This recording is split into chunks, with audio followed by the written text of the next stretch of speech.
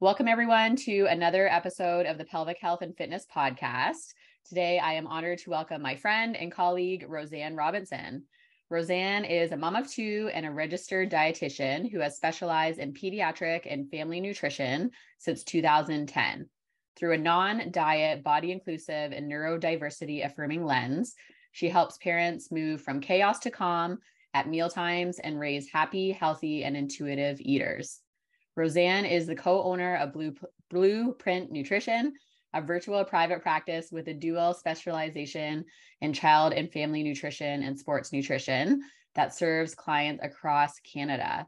Thank you so much for joining us, Rosanne. Thanks for having me, Rhonda. I'm really excited to chat with you today. I can't wait to chat. And fun fact, Rosanne and I went to university together, played field hockey together back in the day. That was forever ago now. Yes, when I was in kinesiology and thought I wanted to be a physiotherapist. So I think it's so cool, how those things all work out. Amazing. Yeah. So on that note, I'd love to hear just a little bit more about your background, Rosanne, and just share with our listeners what got you into the world of being a dietitian. Yeah, well, I went to school for kinesiology with Rhonda at McMaster, and it was the nutrition course. We had one, I don't know if you took it, Rhonda, it was one nutrition course that was offered third year. And previous to that, I had done a summer research, I had a summer research grant working at one of the labs, the kinesiology labs. And there was one of the researchers there in the kinesiology lab doing some work that was a little bit more nutrition oriented in terms of like the physiology, but the nutrition. And I was like, ooh, this is really interesting. And then I took that course and I was like, oh, this is really interesting too. And it just really kind of confirmed that was where my heart was leading me. And so kind of shifted gears, finished that degree, and then went to do my nutrition degree at Guelph. And then, from there, applying to internship, I worked, actually, my internship was at McMaster Children's Hospital, some of my rotations, and I just kind of fell into pediatrics. Like I didn't really know where I wanted to work actually in terms of the field. And I just happened to get, really involved with some great preceptors there. And I think, as you know, probably preceptors, depending on, who your teachers are, your role models, your mentors. I just had a really good crew there and I loved it. And I happened to land a maternity leave that I was able to do, fill for a year. And then after that one, it turned into a different maternity leave I covered, right? So that's kind of how a lot of us get into the field. It's predominantly, females in the field. And so a lot of maternity leave coverage there until I was able to get my own kind of regular line there at the hospital, and worked in pediatric oncology for quite a while. But prior to that, pediatric neurology, where I did ketogenic diet for children with seizures, with epilepsy. So really cool, just really, really cool stuff that I got to navigate. And then having my own kids, realized that maybe commuting to Hamilton from Waterloo wasn't the best long-term plan in terms of life quality. And so kind of, I would say, just fell into private practice. I hadn't really sought after doing it. But in our field, probably like in physiotherapy too, Rhonda, I'm assuming you have to practice a certain number of hours before you rewrite the exam, or have to do kind of recertification work. And so I was like, you know what?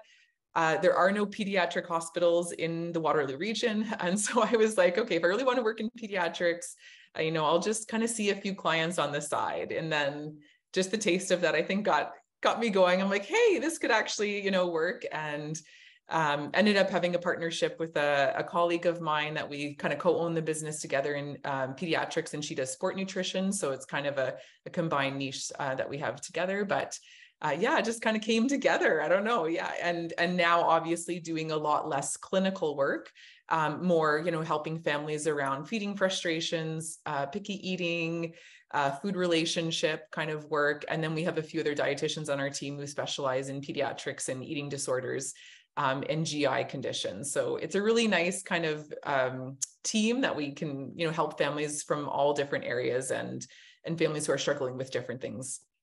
So amazing. I love how you have all of those niches covered too. I think that's so wonderful. How long has Blueprint Nutrition existed now? So since September of 2016, so close to, I want to say, is this year 6 now? I can't do math in my head very well. Anyways. So amazing. I love that. And I will say on the podcast that I've worked with a couple of Roseanne's colleagues before too. And yeah, everyone on your team is wonderful. Just such a great team of people and so helpful. Great. Awesome. Yeah. So Yeah.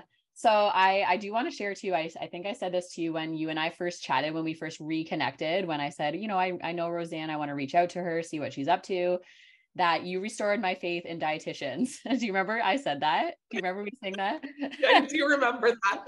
Because I feel, and I'm sure you hear this, I feel like I've, worked with clients as a physiotherapist, and I've always been in sort of like the fitness realm. So there's always, a lot of diet culture stuff tied into, when people come to see me, they want to lose weight, which we talk about that.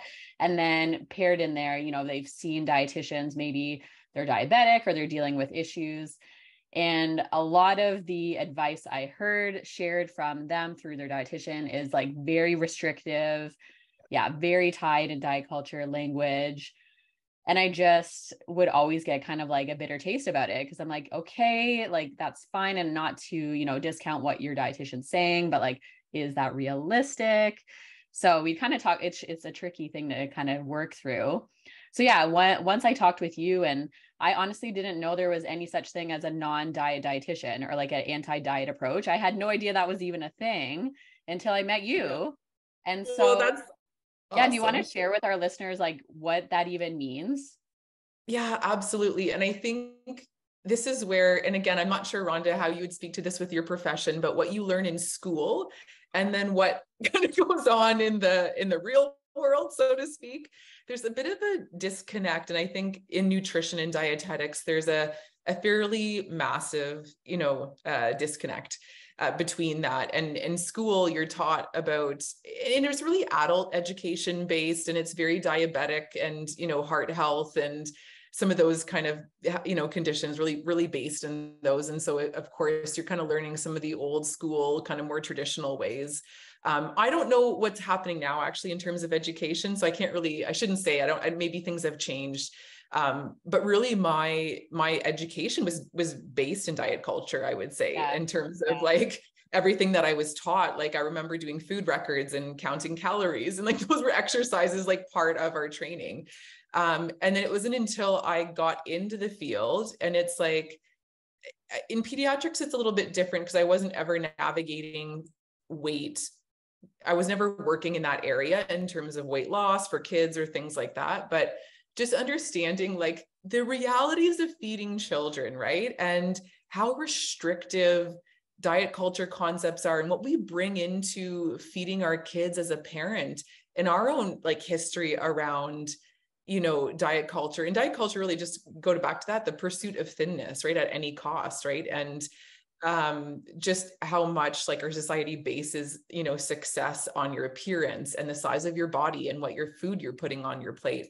And just how much shame and guilt parents carry around that, not only for themselves, but also when they're feeding their child. I routinely hear like, my child will only eat carbohydrates, and that there's like that's stated with a lot of shame, right? Or they really like, carbohydrate food.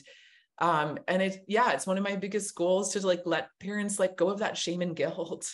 And really understanding the truth, like the brain needs carbohydrates. Yes. It's okay and normal if your child has a diet that's like 50% or more carbohydrates, right? Like, but it's all these messages with all the diets, ketogenic, Atkins, Whole 30, I don't know, whatever these, they're very much so anti-carbohydrate right now is kind of the theme. And so that's just a lot for parents to bear. And it's just totally against, being stressed about nutrients is something I don't want parents to be stressed about. Obviously, we want to be well educated. We want our kids to eat, well and grow well and develop. And so there's this fine balance between, understanding around nutrition and all that kind of stuff, and letting that steer totally into diet culture around tracking and counting and micromanaging. Yeah. Oh, thank you so much for sharing that, because I think it can be scary, right? I feel like we've grown up in diet culture, right? So it's almost like, well, those are the rules. Like, what do I do if there is no rules, right? So I love your approach, Rosanne, just so empathetic to parents that it is challenging. But I think, the message I went through your course, which we'll start getting into now, you just reaffirm that parents are doing a great job. And I feel like that even, I think I've learned a lot, and I think I've learned a lot.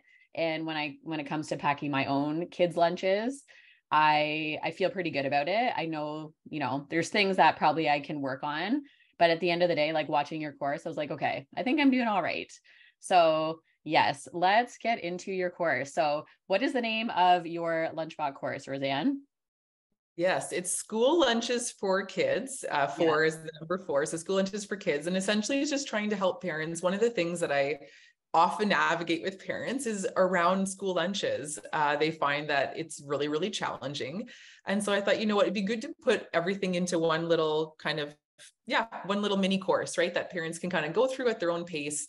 And just get some of those nuggets. And again, try to remove some of the shame and guilt they might be feeling around packing lunches, and really equip them with like the tangibles around, the gear, because there's stuff you need to, have to pack lunches. So all that lunchbox gear, that's a whole jungle out there in terms of what trendy stuff or, the expensive stuff, like what you think you need. And then there's the food and all the issues around packing the food and what your child may or may not eat. So all of that stuff. And then there's the sending the lunch to school, and then what happens at school. And so I found, let's navigate through those together so parents can really feel confident, going into the next school year. I love that. Yeah. So I will share. So my oldest, Sadie, she's going into grade 1. So I've had 2 years of packing lunches. It's not my favorite. And I loved how you shared that in the course, Rosanne, too. Like, you do this for a living. You're like, I don't love it.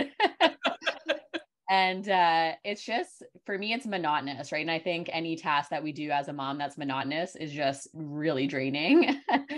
But again, I loved how your course is laid out. I love all the ideas you give too. So yeah, let's get into it. So how about let's start with lunch gear. So I know for me, when I was starting to plan for packing lunches for Sadie, that is so overwhelming. And you see, friends of mine have these like expensive bento boxes, and which looks so beautiful, but I'm like, I don't know if I want to spend $50. Do I have to spend $50? So me personally, I went to the Superstore or Zehrs and got, like, they had their own version of bento box, and it's been wonderful. It's been great. It's held up.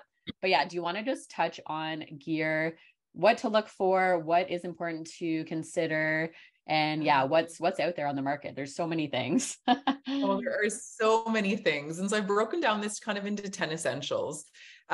Essentials, non-essentials, I don't know, depends on who you are, whether, how you view that. But it really comes down to understanding right off the bat, Rhonda, like, what is your child going to eat at lunch?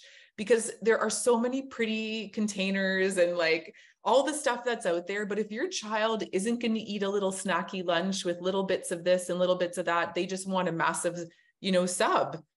Well, buying a bento box or buying all these other containers does not make sense for you. So I think I really challenge parents to understand, like, what is the main thing that your child is going to probably eat every day, and then get gear to suit that. Like, start with that first, and understand, because again, like, I bought they're a Yum box, like, for my kiddos, and I would say I use those like maybe once a week, if not once every other week, because I find that I'm just not sending, it's not the compartments that are dictated by the bento box don't really fit what I am typically sending and how the kids want it to eat it. And so, it's nice to have the option there. And I actually use them sometimes for myself, but in addition, to that, it's like kind of expensive if you're buying this stuff and it's not going to fit your food. So understand what food you're going to send, and then buy the gear suited. So in terms of those essentials, a bento box is nice to have, but like I said, there's a whole range of like,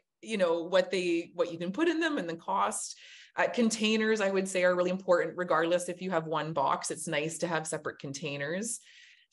Reusable snack bags can be really helpful for some, again, depending what you're sending.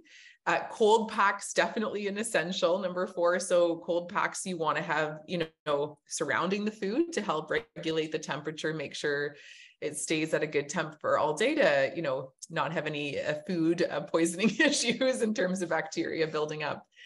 Utensils is definitely an essential. A lot of kids don't love to touch stuff with their hands, right? So depending what you're packing, having some utensils in there, a thermal food jar, or what we often call a thermos. Again, only if your child's going to have food that you want to send really hot or cold, goes into a thermos. And then a lunch bag. Definitely important to put all that stuff into, and a water bottle. And then the 10th one would be kind of these labels, muffin liners, little things like that, hand sanitizer that you may or may not want to send in. But yeah, those are kind of the core group, and it's a lot. Yeah. But some of that stuff, you might want to invest into, and other things you can really cheap out on. Like I buy my utensils for the kids at the thrift store, because if they lose them, it's 50 cents. So versus like a $30 travel, very, right? Like, Yes. so you can decide like where you invest and where you don't invest. Yeah. My friend keeps, remember Menchie's? You don't really see Menchie's Yes. anymore. She has so many like Menchie spoons for that reason. Yeah. They're so perfect. Oh, that's so great. And then in your course, I love how you have a chart with all of this stuff, which is so helpful for people to just see all the different options. I know you have like affiliate links in there too for like Amazon, well.ca, a bunch of different places that people can purchase. So yeah, if you look into the course, everyone, like that is super helpful. Well, and some of the feedback I've received from parents is just simply the research, like the extensive amount of time you spend researching this bento box and that bento box. And then who carries it? Is it Amazon, or is it Well, or is it, Fenego, or where are you going, and what are the prices? And so I just wanted to put all of the kind of the main products that you'll see out there kind of, and just put them on a chart and say, hey, are they BPA free? Are they leak proof, right? Like to have someone do the research for you, so you can just go and say like, okay, I think this one might work best. I'm going to compare the links here, see who has it cheapest, purchase this online, avoid having to drive to the store. And so obviously there are a million products out there. And so this gear guide, certainly is only highlighting a few of some of the things that either I've heard have been really successful for other families, or I've used myself. But it's a starting place, and it's kind of, I'll equate this, Rhonda, to me, planning vacations. I love vacation, but planning a vacation, I get so stressed because there's 10 million hotels and 30,000 Airbnbs, and you can go here or there. And I would always pay someone, if I'm going on, a more, elaborate trip, a travel agent, to be like, tell me where to stay, tell me what to do. This is not my area. And so it's essentially what I'm trying to do is give you that travel guide. Like, here's everything you need. I've done all the research, right? So that, because you don't have time. We're parents. Like, who has time to do all this, right? Oh, exactly. Hence why I have the business that I do, Rosanne, because people are like, I can find YouTube workouts online, but like, I don't know if it's right for me. So they pay me to put the workouts together, right? So yeah. Same. Yeah. Moms, we need that, right? There's just a million and one decisions to make in a day. And if we can have something that takes away that decision fatigue, that's so wonderful. Yeah. Okay, let's get into, I feel like this could be a whole hour episode on its own, is the food. So I will share with you, I feel like my biggest struggles, and I think you mentioned in the course, this is common, is I feel like I'm never giving enough variety, because I know like Sadie is a learning eater, which I know instead of picky eater, you say learning eater. So she likes to eat a lot of the same things, which is kind of nice because then it's like less thinking for me. But then sometimes I'm like, oh, I don't know if that's okay. And then also protein, which I think, again, your course helped me feel so much better about that, because there's certain things that I send that I'm like, oh yeah, there is protein in that thing that I send, right? So do you want to just touch on, I know, again, this could be a huge topic, but just some tips, some of the like kind of meat and potato tips that you have in the course and you talk about with your clients about what do we pack? What do we do? Yeah, absolutely. Let me just say, before I kind of get into that, there are so many barriers around sending lunches to school, like so many. Not only from a parent perspective, like your time, your capacity, your budget, like all that stuff. If you can pack in the morning or the night before, right? All of that stuff. And then there's a bunch of barriers for your child. Are they a learning eater? Are they more adventurous? Do they have issues with temperature, taste, or texture? Food changes when it sits in a lunchbox for 6 hours, right? So, Yep. and especially if you're sending that lunch early, if they go to before school care, right? That lunch is now sitting from 7 a.m. or, 7:30 or whatever so there are so many barriers around food. So again, everyone is doing their best. Take a deep breath. I know you guys out there listening are doing an amazing job already. When it comes into packing, yes, in the course I go out, over some guidelines in terms of servings. And servings again are a little bit I'm not telling you in quantities, right? Think about different food groups, right? Think about, are we getting in some fruits and veggies and some grains and some protein foods, that kind of stuff. And that's easier for parents of adventurous eaters because they have a huge variety to choose from, right? When I talk about packing lunches for more selective eaters or learning eaters, again, at lunchtime, to me, it's all about adequacy. And this is a concept I love to cover with clients, is understanding, is this a time or a meal to work on sending adequate food? Or is this a meal where your goal is to push variety?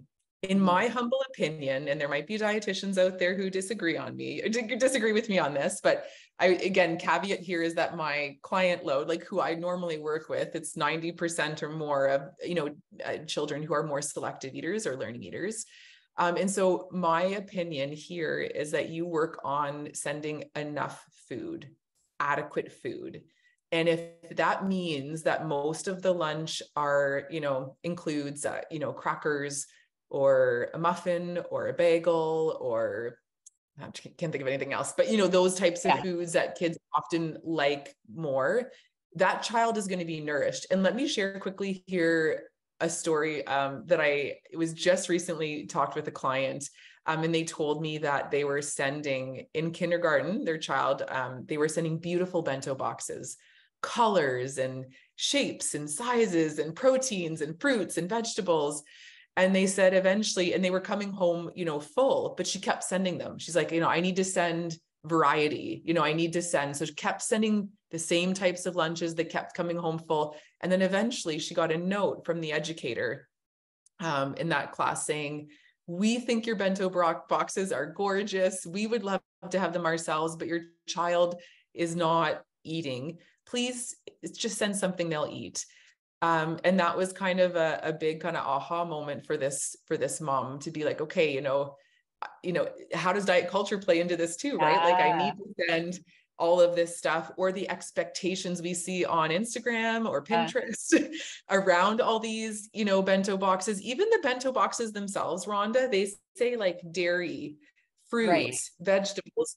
They outline for you, which I totally understand is in such good intent. Absolutely, the intent is out of love and desire, to help, parents navigate, but that can be super triggering. And to be honest, it's triggering for me. It's very triggering to open up a box where it says what to put there. And it's like, well, my kid won't eat any dairy foods at school.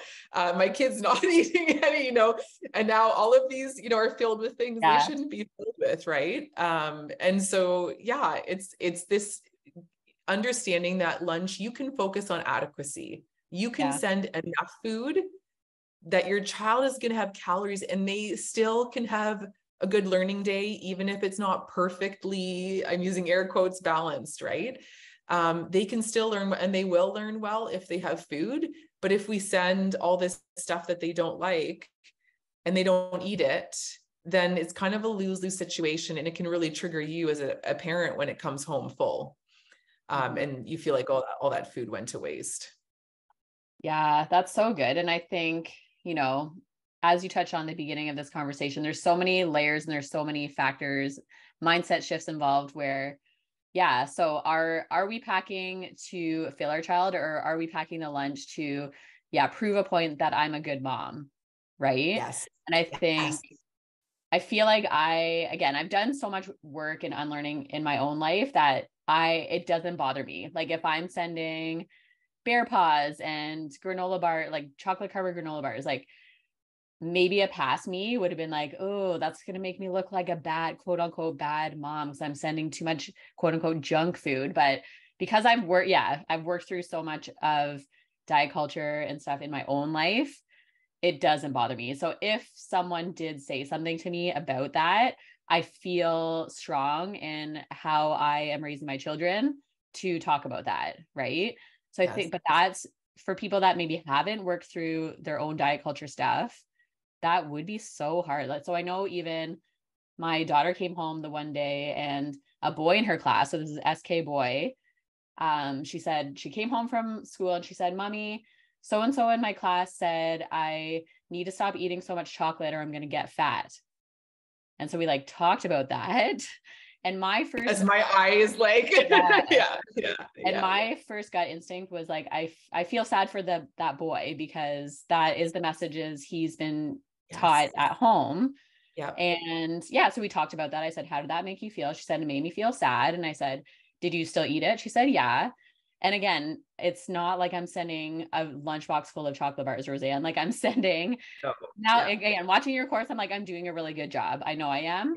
I do send like treats every day. I do. Right. Yes. And that's part of my packing formula is send something, I'm using air quotes, treats. I don't love that word, but like it's food is food. Right. So you can send like a gummy or whatever, but yes, it's great when we model enjoyment of all foods. And I think that's what we miss out on. Right. Yes. Yeah. So this kind of leads us to the next phase or the next topic that you discuss in your course, which is the school. Right. And so, again, there can be a lot of, stigma and a lot of shame attached to sending stuff because you're worried, what is the school going to say? Or what are the teachers going to say? Are they going to tell me kids have to eat their healthy food first? Which I have heard that from my school, from my kids' school. Again, I haven't addressed it with the school personally because I feel confident in my parenting skills to teach other lessons outside of that. But can you talk us through how to navigate that? Because I know in your course, you talk to Gwen, which is dietitian for teachers.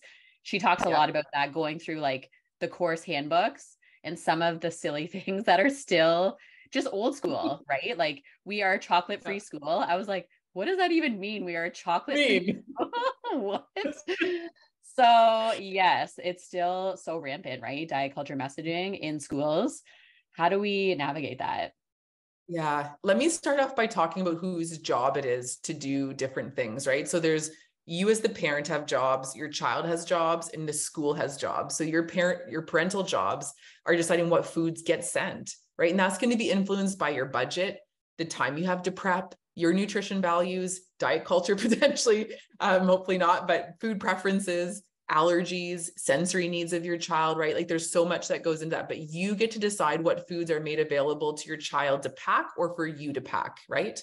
Then your child gets to decide how much they're going to eat and when, at what break they're going to eat which foods, right? So, and that will be influenced by their hunger, their activity level, their emotions, their mood, sensory input, their medical conditions, their food preferences, right? There's so much that goes into that.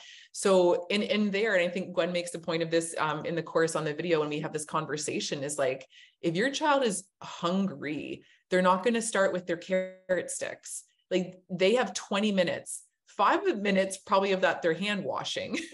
And then they might have to pack up before the bell. So we're down to 10 minutes and they want to talk to their neighbors. So they're going to choose food. And this is biological. Like they're going to choose food that is going to fill them quickly. And that's, to eat instead of chomping on 16 carrots. Right. So it's, that there's a lot that goes into that. And then the school, their job is deciding the location of those meals and the timing.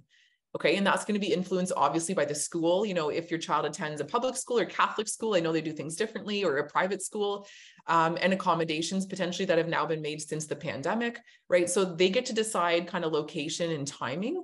But this kind of crossover into, the school trying to take some of the child's jobs in terms of you should eat this food first, or you can't eat this food before that food. It is all done with incredibly good intent.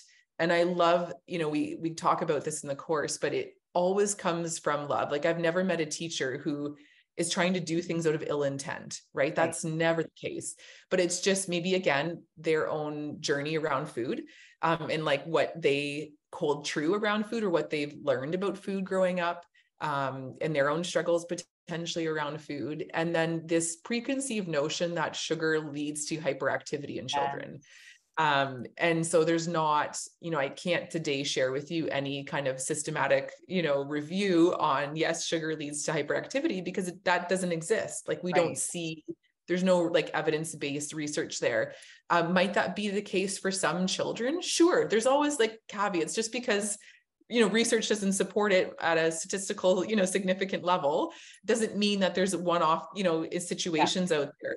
But typically, when we see that association, it's because sugar is served at like a birthday party or, like certain events where kids are already excited, and, Christmas and Valentine's and all that kind of stuff. Right. So it's not about that food. And again, it's totally fine for a child to start their lunch and eat with that, food they might really be looking forward to, versus, something else. I often do that myself too. Like if I'm excited about something, I'll eat that food first, and then I might end off with some other food.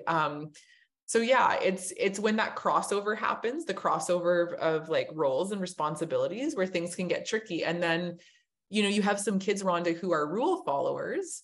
And so they'll be like, okay, yes, like I'm going to eat my celery and carrots first, and then I'm going to eat, my sandwich. And kids who are really rule followers, I mean, not all children, but that can end up being, it can lead into disordered thoughts around food and eating. It can lead into like, okay, well, I got to do this first and that first, and becoming really regimented. And those seeds are planted quite early, right? And so it's something we want to make sure we're really mindful of, because rule followers then can be, those kiddos who end up having a hard, go at it in terms of disordered eating and eating disorders. Then there's the kids who, don't really, well, a lot of kids don't understand. It's really black and white. It's like, oh, so I'm not supposed to eat my bad food first. I'm supposed to eat my healthy food first, but I don't like my healthy food. And so, then I'm going to now, do whatever I can just to kind of have a bite or two, so I get to the better food. That actually further separates, like it puts that kind of the chocolate covered granola bar as this like prized possession. And there's this greater fixation on that. And there's actually a further disinterest or dislike of, say, the fruits or vegetables, whatever the teacher has labeled as healthy. And so it kind of further separates that chasm kind of, and then kids become more obsessive about the thing that, again, the whole intent with that eat your healthy food first is like, trying to kind of put foods on all the same playing field, but that's not what it does. It actually further like separates that. Right. And so I actually have a blog post I wrote on this exact topic. So I can certainly, if you want to link that in the notes, but go into all the details as to why it can be problematic. But there's, again, a lot of things there that teachers don't necessarily know. Right. And how can they? I mean, we're expecting teachers to know a lot. And, I have full 100% like admiration and praise for teachers. It is, I don't know how they do what they do. It's amazing. It's incredible. And again, all of this comes from a good place, but I think it's just, school boards, not providing kind of up-to-date information and training and education on this. And there's a lot of stuff that's been going on with the pandemic and other things that teachers have had to become, versed in, and where that professional development, where those PD days go. But it would be great to see like WRDSB, our local school board region here. I don't know what region you're part of, but like to see them take kind of an active role or lead in saying, hey, like nutrition information and research has changed. Like, how can we equip our educators, our lunchroom helpers, right, with this new information? Yeah, that's so helpful. And I think you just kind of touched on that too. I think remembering that, and I don't think I really realized this until starting to talk to Sadie, that it's sometimes like other students that are monitoring them during, it's not even a lunch anymore, a recess. It's like their, what is it? Nutrition time or whatever they call it. Nutrition time. So, and there's, different ones throughout the day instead of like a lunch and 2 recesses. So I think that was my, mind blowing or eye opening to me, that it isn't the teachers often that are with them in the classroom with the food rules, right? Sometimes it's students and they're just following a guidebook or whatever, right? So that makes it hard too. Totally. And, Yeah. What's been popularized in the past couple of years are these little lunchbox cards. So they essentially say, and we outlined that in the course, but it's like, dear so-and-so, please let my child choose to eat the food in the order that they want to eat it.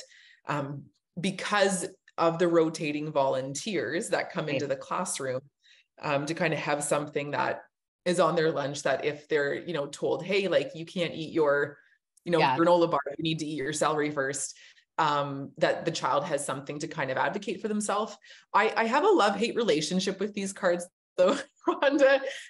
To me, they can be a little bit passive aggressive if you kind of put that on your child's lunchbox when you haven't chatted with the teacher, and depending on, it's hard to interpret tone. And so although the tone is meant to be collaborative, I think it can come across as, kind of back offish and which, is essentially the intent, but we want to make sure we're cultivating positive relationships with our educators, right?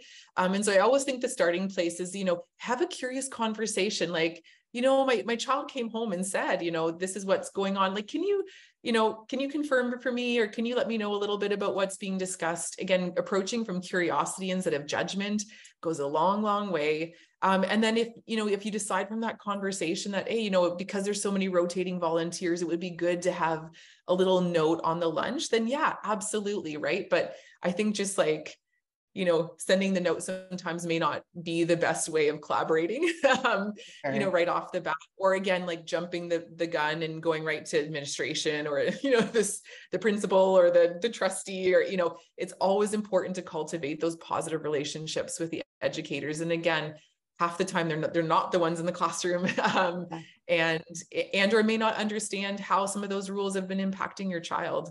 Yeah. Yeah. So helpful. The one thing that I found super interesting in your course too was just some tips that you provide people if your child does come home with a full lunchbox. So they haven't touched a single food. I feel like that has happened. It doesn't happen as much anymore, but beginning of school, and I'm sure, looking back, it's overwhelming for kids when they're starting school and they might not be that hungry, right? Or whatever it is, they're nervous. So what are can you touch on some tips and things you talk through with your clients and in the course if your child comes home with food in their lunch? Yeah, I might not get all of them, but there's a whole laundry list, right? And some really simple kind of innocent ones, like, can your child open their containers? This is for those JK, SK, grade 1, like little ones.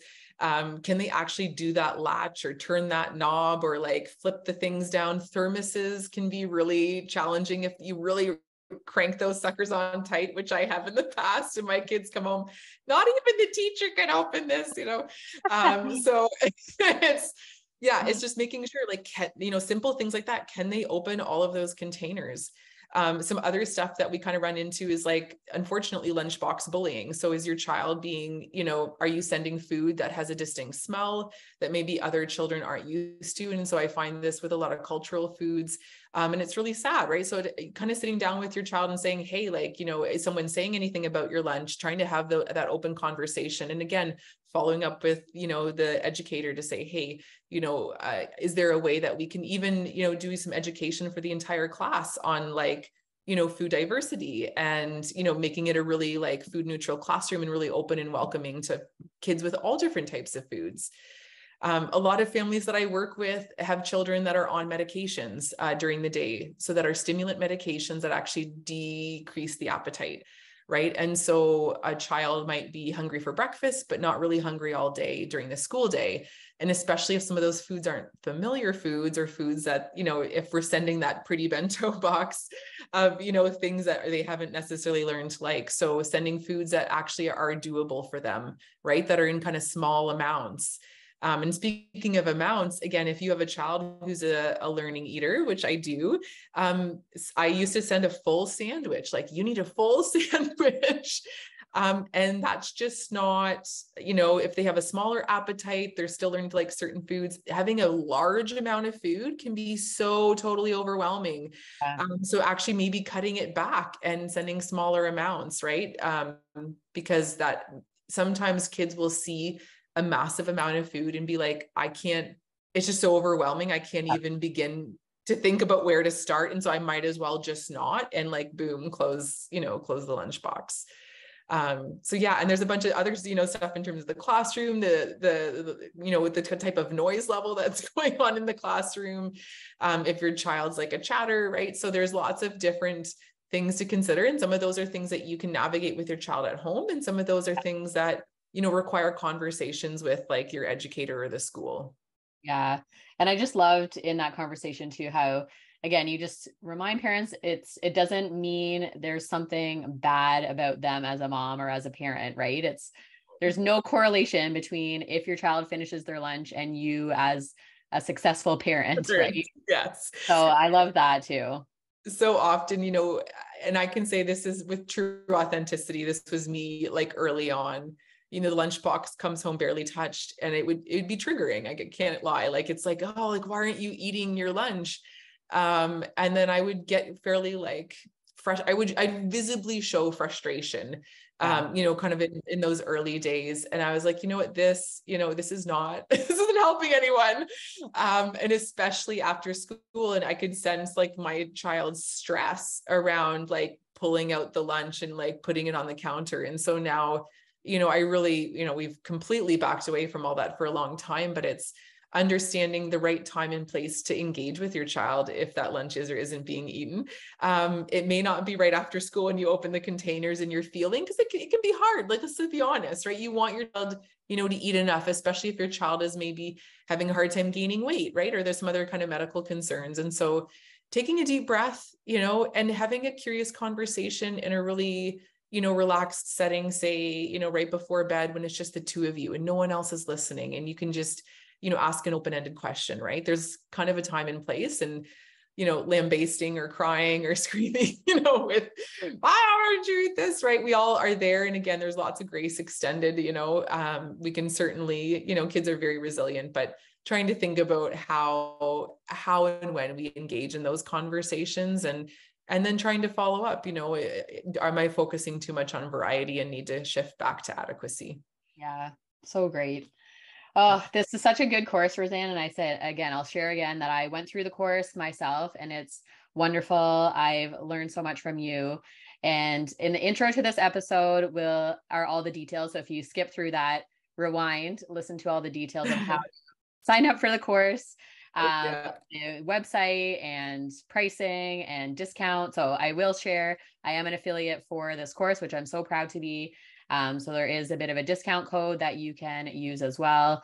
So yeah, so excited for, clients to get a hold of this course, Rosanne. Just, again, takes away that decision fatigue, takes away a lot of that extra thought that moms are just exhausted to do.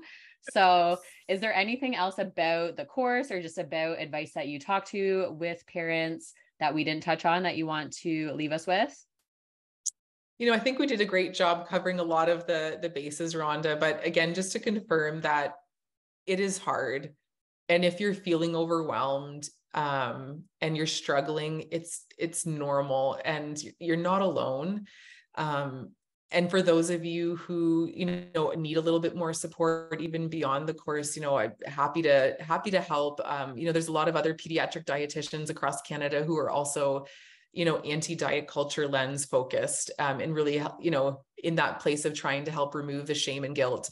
And so if you're even in the US too, right? So depending on where you're geographically based, I'd be more than happy to help make sure you get the support that you need. And, the course does get into as much as we can, but obviously if there's, deeper issues there around selective eating, that certainly those need a little bit more time and energy to kind of like, open up and see what's going on there. But certainly there's help for some of those kind of deeper underlying concerns. If something like, picky eating or selective eating is something that your child's struggling with. So again, just like know that you're not alone. You're doing an amazing job already. And hopefully I can just help make that a little bit easier. Oh, great. And yeah, again, we'll share all the rewind to the intro with all the info to sign up for the course. But just in general, Rosanne, where can people find you? So I know you hang out on Instagram, and yeah, could you just let us know your handle and your website? Yeah. So our website is blueprintnutrition.ca. And so information there about our child and family practice that I lead is there, as well as our sport nutrition division. So the other kind of half of Blueprint Nutrition. And then on Instagram, I'm at blueprint.nutrition.kids. So you can check that out there. And just recently joined Threads. So I have a few threads on there, same handle. So you can check me out there. And I do have a Facebook group, not as active there, but Blueprint Nutrition RD on Facebook if you're looking, if that's the only social media that you have. So happy to kind of connect there as well. But yeah, happy to hear from you. Awesome. And I'll put all of that in the show notes so people can just click and connect with you. Thank you so much, Rosanne, for everything. What you're doing is so needed and just so helpful. And parents will be so happy to hear that this is a resource that's out there. Awesome. Thanks so much, Rhonda.